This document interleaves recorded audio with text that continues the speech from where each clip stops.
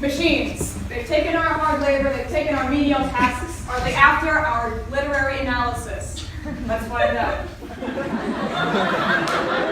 question I want to ask today is, can computers analyze poetry as well as a human can? And as humans, we're basically very protective of the arts. We're like, computers can never understand how we feel. But first I want to talk about what digital humanities means. It's basically used to refer to anything that replaces analog analysis. So back in the day when you had to count out all the words by hand, that's gone now. You can just use Command F.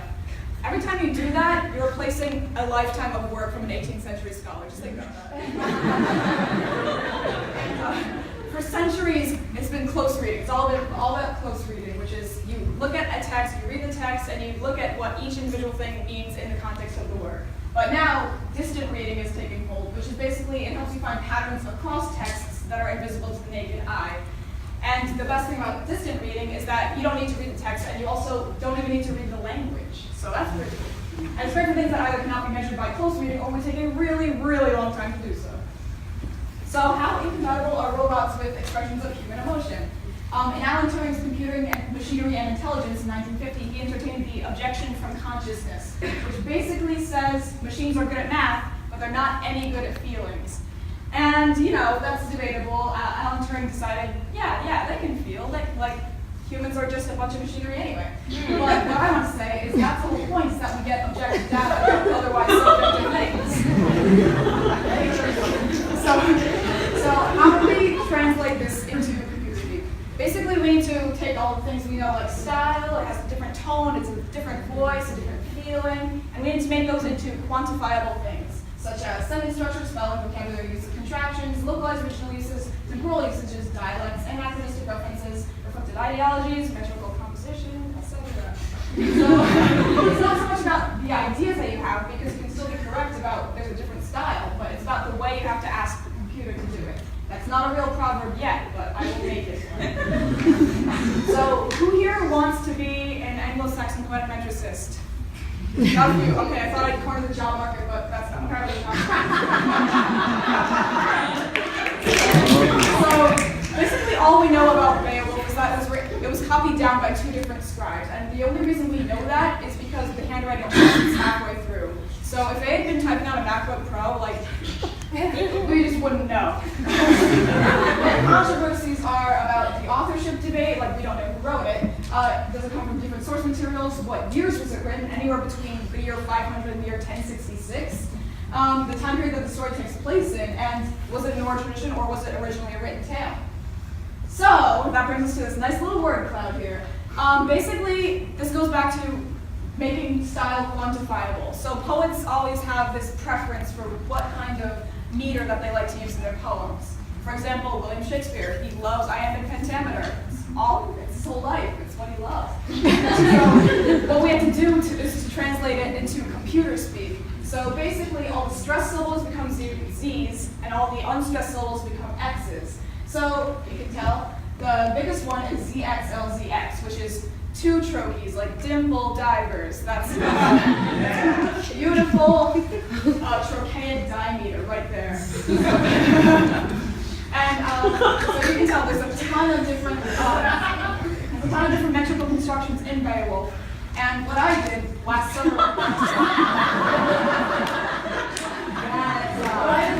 with Alexander's research group here at Wheaton, was I compared the relative frequency of these verse types and tried to find where they were the most frequent in each segment. So each segment is based on content. So it's the Swedish wars in one section, the Grendel fight is one section, and trying to figure out if these were from different sources. And this is a lot to take in right now, so I'm just going to focus on these two. A-type verses are trochaic diameter, which is like dimple divers, and B-type verses are iambic diameter, which is like a pit of snakes. Combine those. What we found was that it's almost an inverse correlation. It kind of breaks down the J segment there, but at least if you look at the first two, there's a very high ratio of A verse types to B verse types, and then in the next section, it completely flips. So we think that this might have been a different poet who had a different preference for what kind of meter he liked to use in his poetry. And this can not only be used for determining the poets, but also the time that it was taking place in. So Caligula's law is a nice little metrical construction that only makes sense if you're saying it with a dialect before the year 750.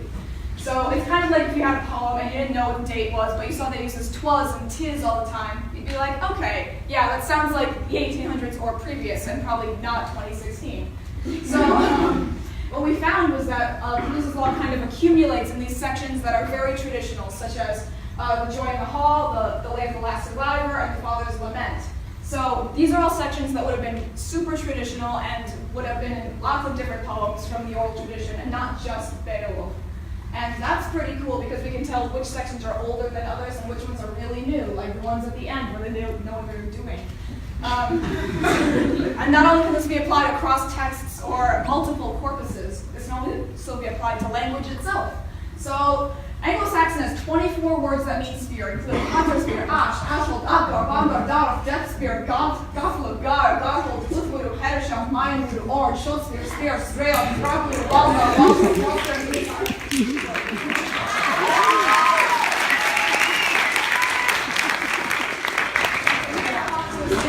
there are 0 words for diplomacy. Just by comparing the objective ratios of the number of words for this one specific weapon and the number of words that mean peace, we can kind of tell what the cultural priorities were. And the cultural priority was war, actually. So this can actually be applied to less esoteric things than Anglo-Saxon poetic meter. We can also use this to compare editions of books or compare a draft to a manuscript to a published work. We can use this to find inspirations of source materials, unravel conspiracies of authorship, like, did you really write that autobiography or did you hire a ghostwriter?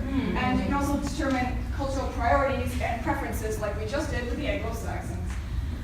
So are robots taking over our booming literary analysis industry? The good news is, well, you know, they can kind of do that, but the thing is we need to work in tandem with computers because computers love to generalize. If you ever use spell check, they know when you spell a word wrong, but they don't know if you're using the wrong word for that one particular sentence.